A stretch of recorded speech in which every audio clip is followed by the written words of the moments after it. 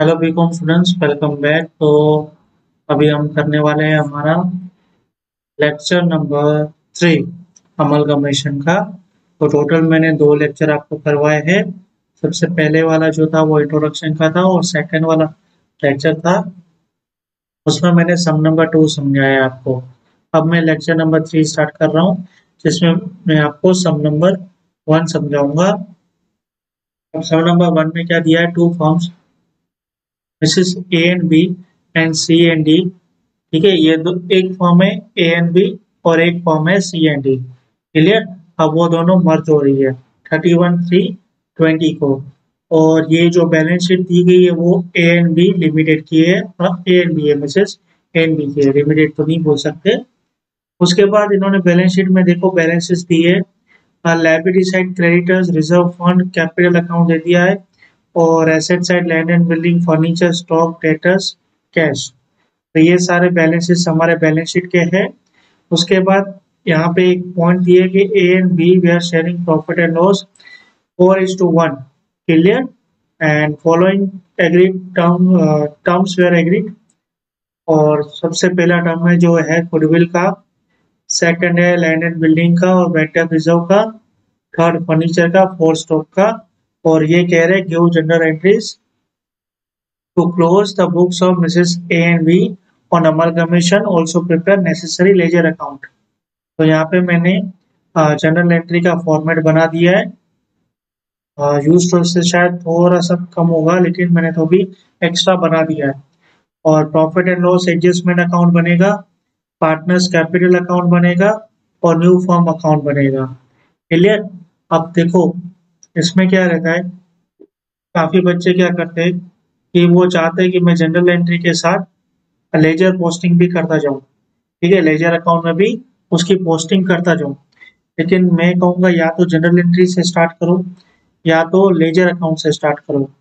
और मेरी प्रैक्टिस यही रहती है कि मैं लेजर अकाउंट से स्टार्ट करता हूँ और लेजर अकाउंट के बेसिस पे जनरल एंट्री में इजीली कर लेता हूँ। और वहां पे मेरी जनरल एंट्रीज भी, जहाँ आप 3-4 जनरल एंट्री करोगे, मैं एक ही लेजर जनरल एंट्री में उसे कंप्लीट कर सकता हूँ। तो वही मैं आपको अभी सिखाने वाला हूँ। तो जैसे मैंने, अगर आपने मेरा लेक्चर नंबर 2 देखा है तो अच्छी बात है, आपको ये समझ में डायरेक्ट आ जाएगा। वरना आप लेक्चर 2 देख के आओ, उसके बाद लेक्चर 3 में आना। तो सम की शुरुआत में कहाँ से करता हूँ, कैपिटल अकाउंट से करता हूँ। तो सबसे पहले मैं ए और बी का कैपिटल है वो पार्टनर्स कैपिटल अकाउंट में बैलेंस ब्रॉट फॉरवर्ड करके लिखूंगा। यहाँ पे लिखूंगा बाय बैलेंस ब्रॉट फॉरवर्ड। तो ए का कितना है 21 और बी का कितना है 14। अब इसकी कोई जनरल एंट्री नहीं आती है। क्लियर। ओपनिंग बैलेंस की कोई भी जनरल एंट्री नहीं आती। अब सेकंड पॉइंट क्या लिखा है इन्होंने, गुडविल लिखा है जिसकी वैल्यू 8000 है। तो गुडविल हम कौन से रेशियो में डिस्ट्रीब्यूट करते हैं, पार्टनर्स के 4:1, क्योंकि उनका ओल्ड था। पार्टनर्स के अकाउंट में क्रेडिट साइड लिख देंगे। देखो मैं जनरल एंट्री लास्ट में लिखने वाला हूँ, आपको चाहे तो आप भी वैसे कर सकते हो। एक बार प्रैक्टिस करोगे गारंटीड आपको ये वाला मेथड बहुत अच्छे से समझ में आ जाएगा कि पहले मैं लेजर पोस्टिंग कर लूँ उसके बाद जनरल एंट्री करूँ। क्लियर। और यही सेम टू चीज आप असाइनमेंट में यूज कर सकते हो। तो 8000 था इंटू 4/5, तो 6400 का गुडविल एक हो जाएगा और माइनस 8000 कर दूं तो 1600 का बी हो जाएगा। क्लियर। उसके बाद गुडविल मेरी पॉइंट हो चुकी है।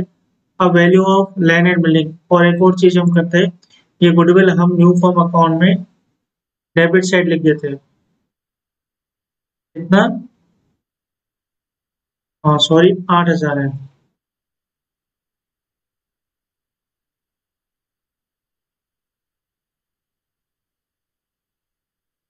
जिस बैंक की 2 एंट्री होती है आपको पता होगा। Then value of land and building was to be raised by 10%। तो लैंड एंड बिल्डिंग कितने का है आपका, 30,000 का है। 10% इंक्रीज कर दोगे, तो 10% इंक्रीज कर दोगे तो कितना आएगा, 33,000। अगर वैल्यू इंक्रीज कर रहे हैं तो न्यू फॉर्म अकाउंट डेबिट तो होना ही है। कितना हो जाएगा 33,000। और कितना इंक्रीज हुआ हमारा 3,000। तो profit and loss adjustment account debit करूंगा कि क्रेडिट, ये मेरा फायदा है, तो profit and loss adjustment account में क्या करूंगा, क्रेडिट करूंगा। कितने से, 3000 से। और किससे मुझे फायदा हुआ, मशीनरी से, सॉरी लैंड एंड बिल्डिंग से।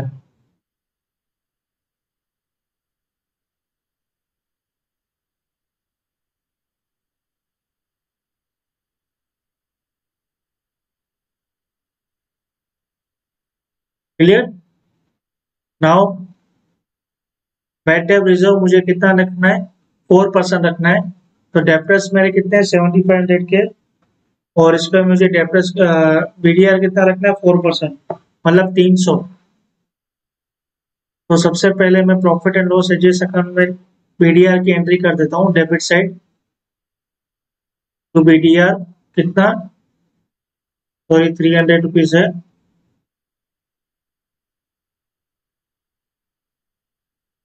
और न्यू फॉर्म अकाउंट में भी मैं ऐसे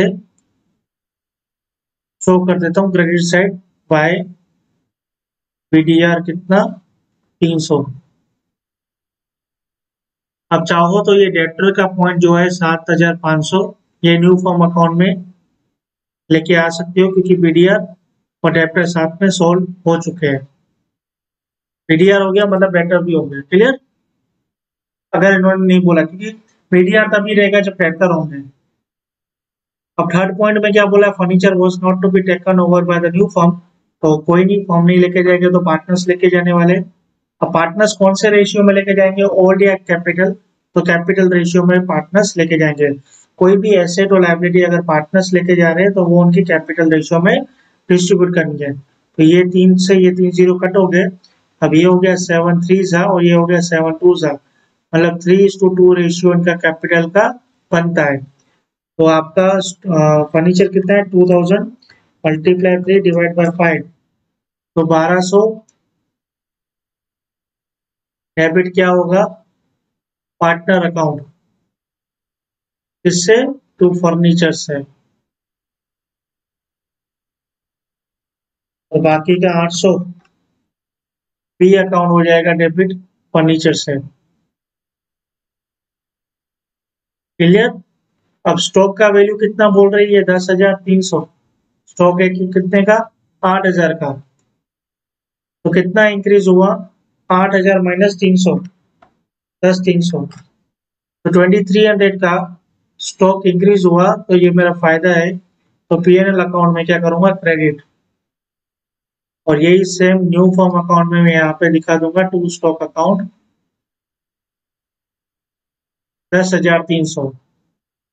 क्लियर। तो मेरी सारी यहाँ पे एडजस्टमेंट हो जाती है।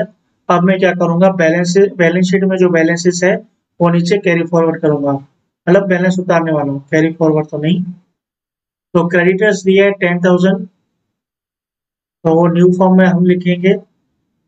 जो बैलेंस अगर लाइबिलिटी जो भी बचती है वो न्यू फॉर्म में डाल दो क्रेडिट साइड, और एसेट जो बचता है वो डाल दो डेबिट साइड। यहाँ पे बाय क्रेडिटर्स 20,000, सॉरी 10,000 है।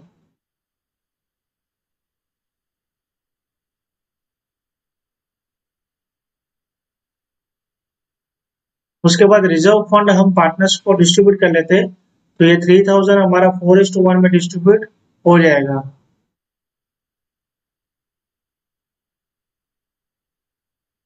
यहाँ पे लिखेंगे बाय रिजर्व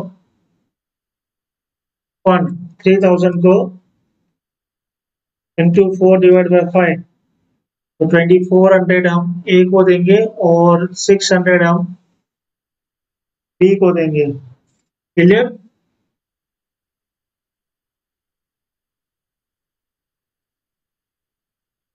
अभी नेक्स्ट, रिजर्व फंड हो गया, क्रेडिटर्स हो गया, कैपिटल हो गया, लैंड एंड बिल्डिंग हो गया, हमारा फर्नीचर हो गया, स्टॉक हो गया, डेप्टर हो गया।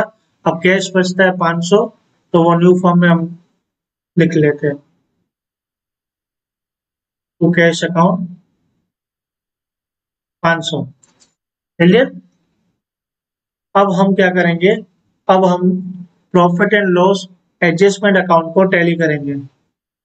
जनरल एंट्री अभी भी नहीं करनी मुझे। 3000 प्लस 2300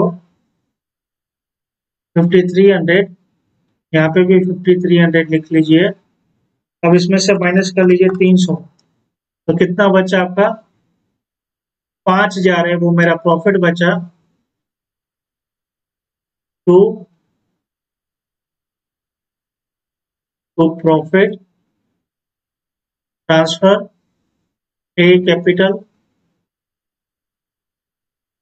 बी कैपिटल 4:1 में ना, मतलब 4000 इसको और 1000 बी को, और यहाँ पे लिखेंगे बाय प्रॉफिट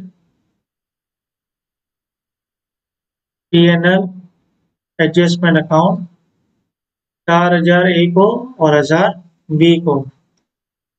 टोटल देखते कितना आता है, ए का 21,000 प्लस 6400 प्लस 2400 प्लस 4000,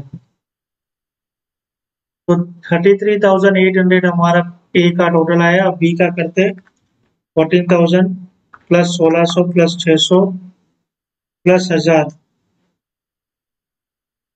17,200 मेरा बी का टोटल आता है। तो ए का टोटल हमने लिख दिया, बी का यहाँ पे टोटल लिख दिया। अब ये जो मेरा बच्चे का बैलेंस वो मैं कहाँ लेके जाऊंगा, न्यू फॉर्म अकाउंट में। 33,800 माइनस 1200, तो 32,600 ए का बैलेंस, और 17,200 माइनस 800 16,400 बी का बैलेंस। ये न्यू फॉर्म में मैं लेके जाने वाला हूँ बाय एस कैपिटल और बाय बीस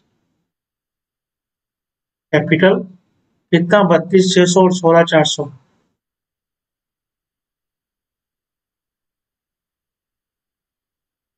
क्लियर। अब मैं इसको क्या कर दूंगा, टैली कर दूंगा।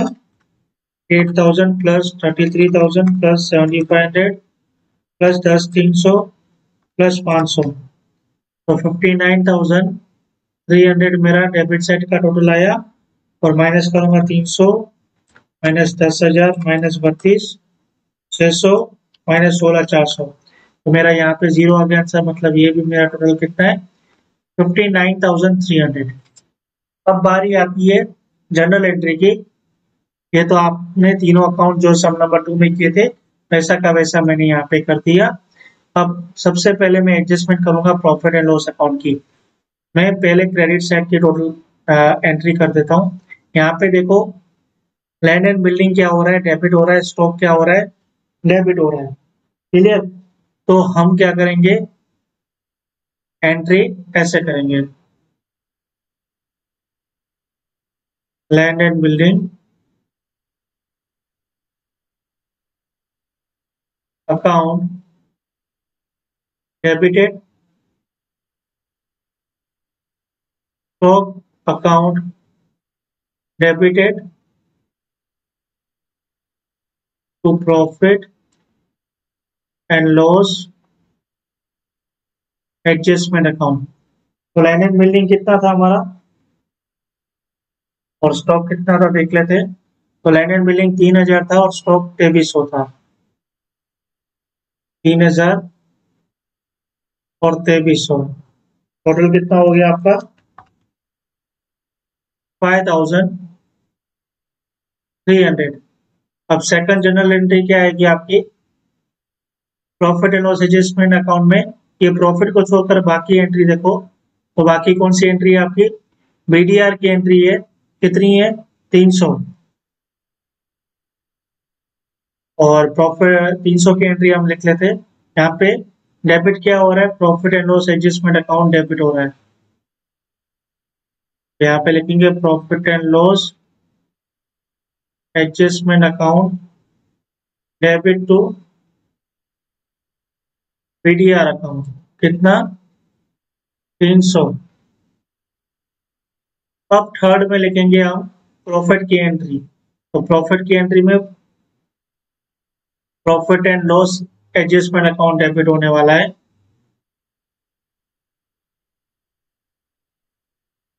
कहाँ पे लेके जा रहे, टू एस कैपिटल और 2 बीस कैपिटल। कितना प्रॉफिट था? 5,000। ए को मिला 4 और बी को मिला 1,000। तो ये 3 एंट्री में मेरा profit and loss adjustment account complete हो गया, सारी एंट्री आ चुकी। अब आ जाऊंगा मैं पार्टनर्स कैपिटल में। फिर से शुरुआत करूंगा मैं कहां से? क्रेडिट साइड से। तो कैपिटल की तो कोई भी एंट्री नहीं करता हूँ, गुडविल की सबसे पहले मैं एंट्री करूंगा। तो गुडविल यहाँ पे क्या हो रहा है आपका? क्रेडिट हो रहा है और पार्टनर्स कैपिटल अकाउंट क्रेडिट हो रहा है। क्लियर? किससे? गुडविल से। तो एंट्री क्या रहेगी आपकी? Fourth entry,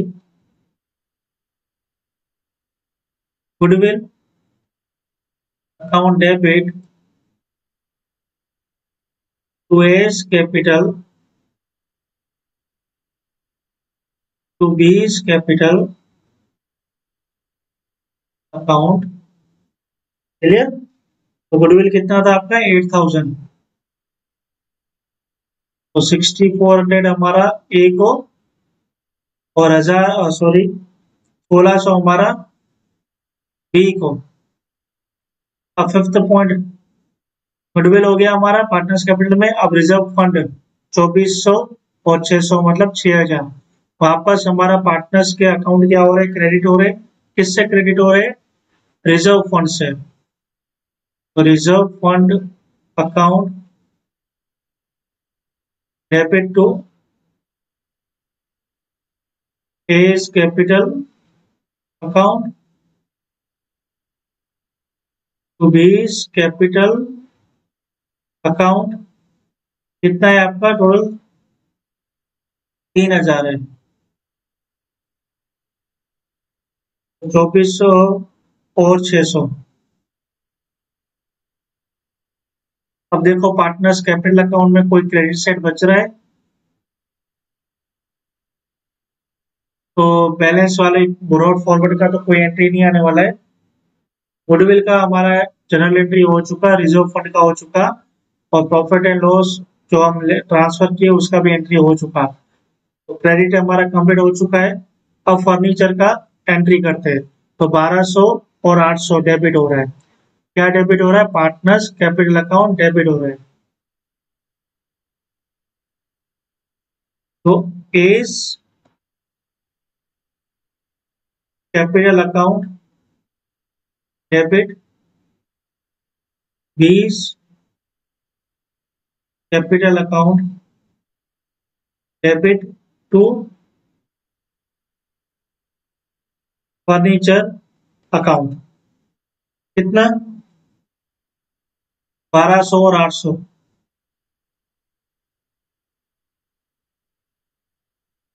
total 2,000 complete.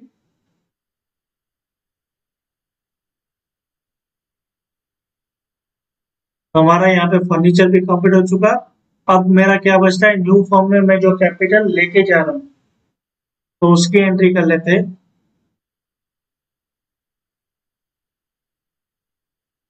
New form की एंट्री लेके जा रहे हैं लेकिन हम यहाँ पे भी लेके ही आ रहे हैं ना न्यू फॉर्म में, तो हम इसकी एक ही एंट्री कर लेते हैं। सबसे पहले क्या करो? न्यू फॉर्म की डेबिट साइड की सारी एंट्री कर लो। मतलब यहाँ पे ये न्यू फॉर्म वाले में हम उल्टा करेंगे, पहले डेबिट साइड की सारी एंट्री कर लेते हैं फिर क्रेडिट साइड की सारी एंट्री हम कर लेंगे। तो जनरल एंट्री इसकी किस तरह से आएगी? General entry number 7, new form account. वहां पे क्या हो रहा है? डेबिट हो रहा है, तो यहाँ पे भी क्या होगा? डेबिट होगा। कितने से? 53,900 से। तो क्या क्या चीजें थी वहां पे लिखने के लिए? तो गुडविल था, लैंड एंड बिल्डिंग है,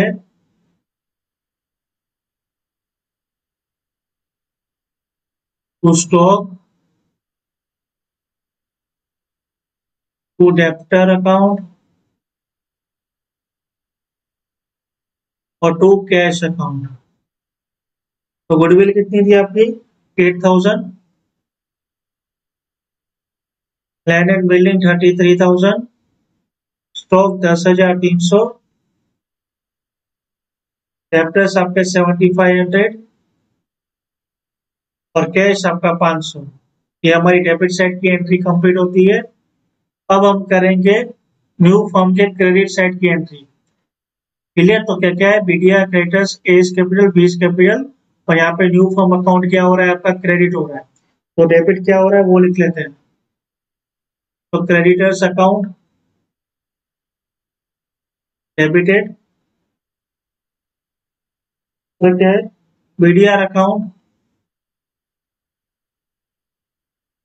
debited, A's capital account debited, B's capital account debited to new firm account 53,900। तो क्रेडिटर कितने आपके 10,000 के, बीडीआर आपके कितने हैं 300 का, और ए का कैपिटल कितना है 32,600, और बी का कैपिटल कितना है 16,400। तो एक बार खाली टोटल देख लो, डेबिट क्रेडिट मैच हो रहा है ना, 10,000 प्लस 300 प्लस 32,600 प्लस 16,400। तो यहाँ पे तो न्यू फर्म का मैच हो गया 53,900 minus 8,000 minus 33,000 minus 10,300 minus 7,500 minus 500, एक सेकंड, 8, 33,000 प्लस 10,300 प्लस 7,500 प्लस 500। ये रहा देखो, ये 53,900 नहीं है, 59,300 है। क्लियर? तो यहाँ पे हमारा सम नंबर 1 कंप्लीट हो गया with general entry. I hope कि आपको जनरल एंट्री के साथ ये वाला सम समझ में आया होगा। अब हम मिलेंगे न्यू सम के साथ न्यू वीडियो में, तब तक के लिए बाय बाय।